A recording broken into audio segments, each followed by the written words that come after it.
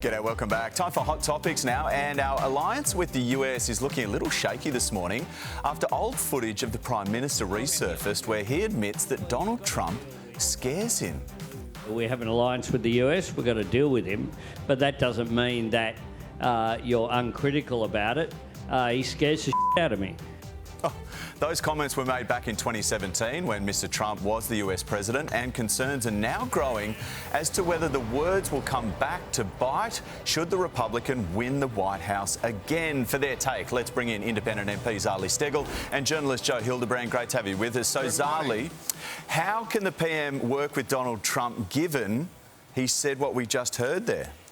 Look, I think it's unfortunate, but I think all members of parliament, and in particular leadership, prime ministers or opposition leaders, need to be very careful about their language when they're talking about leaders of other nations. I mean, we saw it during the last term of government in relation to the degradation of deterioration of our relationship with China, for example. So I think the same applies with the US. You have to be mindful.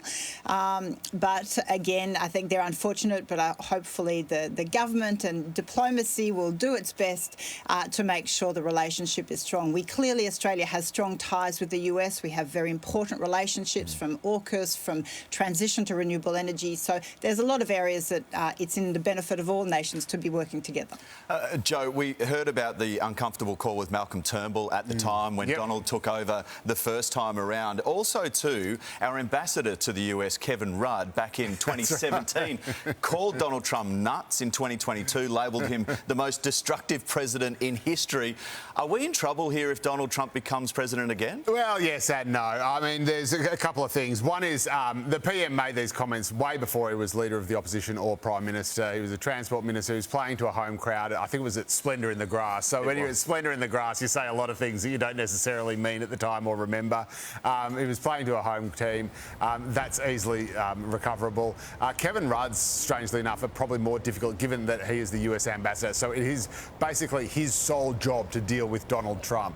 And I think there are a lot of people in the upper echelons of progressive politics who thought that Donald Trump was done and dusted in 2020, and that's it. You know, the king is dead, long live the king, and he can never come back. I think the more what Albo, and I say this with a huge amount of love because I love him, but what he does need to be scared of is the fact that Donald Trump has clearly harnessed a huge working class base in middle America that used to be a pro-Democrat, that went out and voted for Barack Obama, and they're now going out and voting for Donald Trump. And that is a huge demographic shift, which is the pivot point between the Democrats becoming the party of working America and the party of East and West Coast elites. According to the polls, it's neck and neck. According to Donald Trump, he has a beautiful lead. Moving on, Zali, there are calls to scrap flight upgrades for politicians altogether after the blow-up between both major parties about freebies and Qantas perks, of course. A number of independent and Green MPs have pushed for airlines to ban the practice, with some even handing back their memberships to the elite Qantas and Virgin lounges. Zali, would you do the same? Would you give back your Qantas Chairman's Lounge membership? No, look, I still have it, and I don't feel that it gets in the way of me being perfectly capable of criticising Qantas and the government or the opposition in how they're dealing with airlines and making sure we have competition. Unfortunately, I feel this issue has become such a distraction to major issues we really should be talking about. Last week we had the release of the State of the Climate report. We have the disaster happening in Spain. I think we have really important issues we could be talking about, and instead you've got a lot of politicians talking about themselves.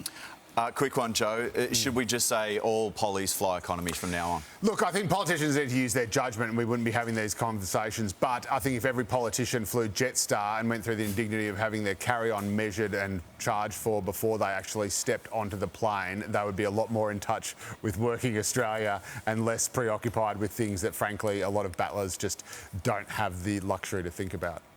Zali Steggall, Joe Hildebrand, thank you so much, guys. Appreciate the time.